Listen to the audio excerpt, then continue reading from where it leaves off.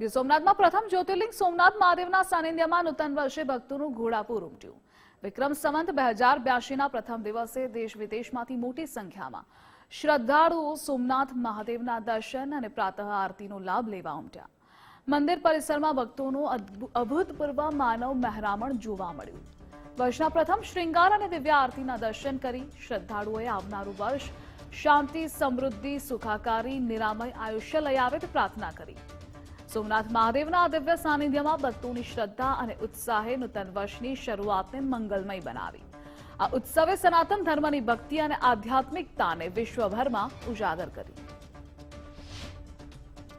Every year last 30 યર્સથી હું સોમનાથ દાદાના દર્શન માટે બેસતા વર્ષના દિવસે આવું છું, પાંચમ સુધી, અને આ પ્રમાણે આવ્યું છે। અને અત્યાર સુધીનો મારો એવો અનુભવ રહ્યો છે કે અહીંયાથી જે દિલને અને આત્માને શાંતિ મળી રહી છે એ ક્યાંય જ કોઈ પણ સારા પ્લેસ ઉપર નહીં મળે। અને રહી જ્યોતિર્લિંગની વાત, તો એક તો સૌ પ્રથમ જ્યોતિર્લિંગ આપણું ગુજરાતનું રહ્યું, અને એમાંય આ જે ચોખ્ખાઈ, એની વ્યવસ્થા, ટ્રસ્ટની જે બી વ્યવસ્થા કર્મચારીઓ છે ને અહીંના મેનેજર સાહેબ, એવરીથિંગ ઇઝ સેટિસ્ફાઈડ। તમે ગમે ત્યાંથી બી ગમે ત્યાં જાઓ, તમને ઇવન ગુજરાત બહારના બી જે બી પ્રવાસીઓ આવે છે એવો પણ आत्मसंतोष લઈને જાય છે અહીંયાથી। सोमनाथ मंदिर में मैंने दर्शन किए, बहुत ही सुंदर और अच्छी व्यवस्था है। कोई भी दिव्यांग हो या बुजुर्ग व्यक्ति हो जो चलने में असमर्थ हो, निसंकोच होकर यहाँ आ सकता है।